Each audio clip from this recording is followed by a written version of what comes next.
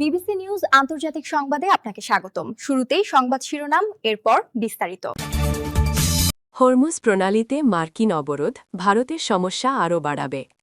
Pope লিওকে উদ্দেশ্য করে ফের ট্রাম্পের পোস্ট, যা বললেন। যুক্তরাষ্ট্রের হুমকির পর চীনকে সুখবর দিল রাশিয়া। মার্কিন নৌ অবরোধ পূর্ণাঙ্গভাবে কার্যকর, দাবি সেন্টকমের। আপনি যদি মুসলিমদের পাশে থাকতে চান তাহলে ভিডিওতে লাইক করে চ্যানেলটি অবশ্যই সাবস্ক্রাইব করে দিবেন এবং কমেন্টে জানিয়ে দিবেন আপনার মূল্যবান মতামত। হরমুজ প্রণালীতে মার্কিন অবরোধ ভারতের সমস্যা আরও বাড়াবে। হরমুজ প্রণালী অতিক্রমের পর মুম্বাই উপকূলে একটি আনলোডিং টার্মিনালে নোঙর করেছে এলপিজি বহনকারী ভারতীয় পতাকাবাহী ট্যাঙ্কার।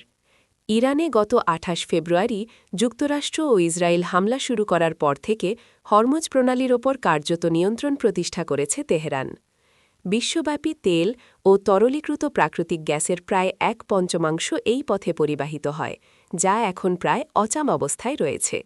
যদিও ইরান নিজের জাহাজ চলাচল চালু রেখেছে, পাশাপাশি অন্যান্য দেশের কিছু জাহাজকে সীমিতভাবে চলাচলের অনুমতি দিচ্ছে। যুদ্ধ শেষে টোল ব্যবস্থা চালুর কথাও বিবেচনা করছে দেশটি। গত শনিবার পাকিস্তানে অনুষ্ঠিত স্থায়ী যুদ্ধবিরতি আলোচনা ব্যর্থ হওয়ার পর মার্কিন সামরিক বাহিনী জানিয়েছে তারা সোমবার থেকে হরমুজ প্রণালীতে ইরানের বন্দরগুলোতে প্রবেশকারী এবং সেখান থেকে বের হওয়া সমস্ত ট্রাফিক বা নৌ চলাচলের ওপর অবরোধ আরোপ করবে। যুক্তরাষ্ট্রের এমন হুমকির পর পারস্য উপসাগর ও ওমান উপসাগরের বন্দরগুলো নিয়ে হুঁশিয়ারি দিয়েছে ইরান। গুরুত্বপূর্ণ জলপথ হরমুজ প্রণালীতে মার্কিন প্রেসিডেন্টের নতুন করে অবরোধের হুমকি হাজার হাজার মাইল দূরে অবস্থিত ভারতে গভীর উদ্বেগের সৃষ্টি করছে। ১৪০ কোটি জনসংখ্যার এই দেশটি মধ্যপ্রাচ্যের তেল ও গ্যাসের উপর ব্যাপকভাবে নির্ভরশীল। এই সরবরাহ ব্যবস্থায় যে কোনো ধরনের বাড়তি বিঘ্ন একটি তীব্র জ্বালানি সংকটের সূত্রপাত করতে পারে এবং ভারতের দ্রুত বর্ধনশীল অর্থনীতিকে স্থবির করে দেওয়ার বার্তা দিচ্ছে। আপনি যদি মুসলিমদের পাশে থাকতে চান তাহলে ভিডিওতে লাইক করে চ্যানেলটি অবশ্যই সাবস্ক্রাইব করে দিবেন এবং কমেন্টে জানিয়ে দিবেন আপনার মূল্যবান মতামত। পোপ লিওকে উদ্দেশ্য করে ফের ট্রাম্পের পোস্ট, যা বললেন। মার্কিন প্রেসিডেন্ট ডোনাল্ড ট্রাম্প বলেছেন ইরানকে কখনোই পারমাণবিক অস্ত্র অর্জন করতে দেওয়া যাবে না। ভ্যাটিকানের প্রধান পোপ লিওকে উদ্দেশ্য করে দেওয়া এক বিবৃতিতে তিনি এই মন্তব্য করেন। বুধবার ১৫ এপ্রিল নিজের সামাজিক যোগাযোগ মাধ্যম ট্রুথ সোশ্যালে দেওয়া পোস্টে ট্রাম্প লেখেন, কেউ কি দয়া করে পোপ লিওকে বলতে পারবেন ইরান গত ২ মাসে অন্তত ৪২,০০০ নিরীহ ও সম্পূর্ণ নিরস্ত্র বিক্ষোভকারীকে হত্যা করেছে? ইরানের হাতে পারমাণবিক বোমা থাকা একেবারেই গ্রহণযোগ্য নয়। পোস্টের শেষে তিনি লেখেন, আমেরিকা ফিরে এসেছে। এর ২ দিন আগে ট্রাম্প সামাজিক মাধ্যমে পোপ লিওকে আক্রমণ করে তাকে অপরাধ দমনে দুর্বল এবং পররাষ্ট্র নীতিতে বহালা বলে মন্তব্য করেন।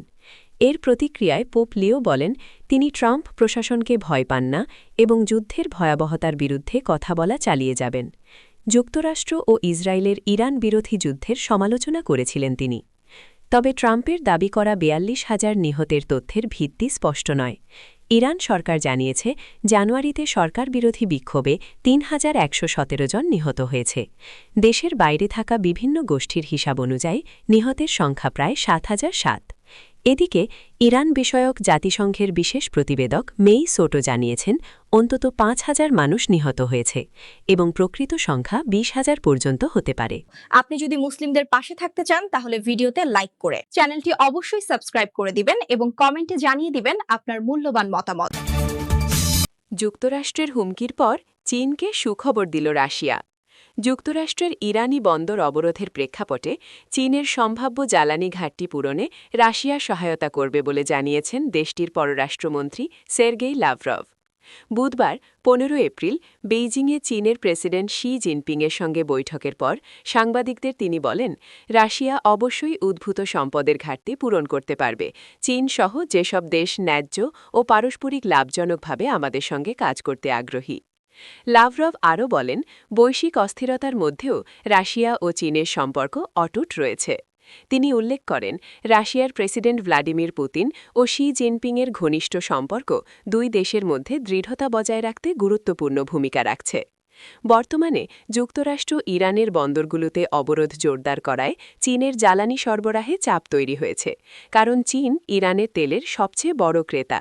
তবে ওয়াশিংটন জানিয়েছে, চলমান অবরোধের মধ্যে বেইজিংকে ইরানি তেল কিনতে দেওয়া হবে না। এই পরিস্থিতিতে রাশিয়ার প্রস্তাবকে বৈশ্বিক জ্বালানি বাজারে নতুন ভূরাজনৈতিক সমীকরণের ইঙ্গিত হিসেবে দেখছেন বিশ্লেষকরা। আপনি যদি মুসলিমদের পাশে থাকতে চান তাহলে ভিডিওতে লাইক করে চ্যানেলটি অবশ্যই সাবস্ক্রাইব করে দিবেন এবং কমেন্টে জানিয়ে দিবেন আপনার মূল্যবান মতামত। মার্কিন নৌ অবরোধ পূর্ণাঙ্গভাবে কার্যকর, দাবি সেন্টকমের। ইরানের বিরুদ্ধে পূর্ণাঙ্গ নৌ অবরোধ কার্যকর করা হয়েছে এবং মধ্যপ্রাচ্যের গুরুত্বপূর্ণ সমুদ্রপথে যুক্তরাষ্ট্র সমুদ্র আধিপত্য প্রতিষ্ঠা হয়েছে বলে দাবি করেছে মার্কিন সামরিক বাহিনীর সেন্ট্রাল কমান্ড, সেন্টকম। এক বিবৃতিতে সেন্টকম কমান্ডার ব্র্যাড কুপার বলেন, অবরোধ শুরুর মাত্র ৩৬ ঘণ্টার মধ্যেই মার্কিন বাহিনী ইরানের সব বন্দরগামী ও বহির্গামী সামুদ্রিক বাণিজ্য কার্যত বন্ধ করে দিতে সক্ষম হয়েছে। তিনি বলেন, ইরানের অর্থনীতির প্রায় ৯০% সমুদ্রপথে আন্তর্জাতিক বাণিজ্যের ওপর নির্ভরশীল। অবরোধ কার্যকর হওয়ার পর অল্প সময়ের মধ্যেই আমরা ইরানে প্রবেশ ও বহির্গামী সব ধরনের সামুদ্রিক বাণিজ্য বন্ধ করেছি। সেন্টকমের আরেক বিবৃতিতে বলা হয়েছে, মার্কিন নৌবাহিনীর গাইডেড মিসাইল ডেস্ট্রয়ারগুলো সক্রিয়ভাবে এই অবরোধ বাস্তবায়ন করছে। ইরানের বন্দর বা উপকূলীয় এলাকায় প্রবেশ বা সেখান থেকে বের হওয়া সব দেশের জাহাজের ক্ষেত্রেই সমানভাবে এই অভিযান পরিচালিত হচ্ছে। বিবৃতিতে আরও বলা হয়, একটি ডেস্ট্রয়ারে সাধারণত ৩০০ জনের বেশি নাবিক থাকে, যারা আক্রমণাত্মক ও প্রতিরক্ষামূলক সামুদ্রিক অভিযানে উচ্চ প্রশিক্ষণপ্রাপ্ত। এর আগে সেন্টকম জানায়, এই অভিযানে ১০,০০০-এর বেশি মার্কিন সেনা, নৌসেনা, মারিন ও বিমান বাহিনীর সদস্য অংশ নিয়েছে। তাদের সঙ্গে রয়েছে ১ ডজনের বেশি যুদ্ধজাহাজ ও বহু যুদ্ধবিমান।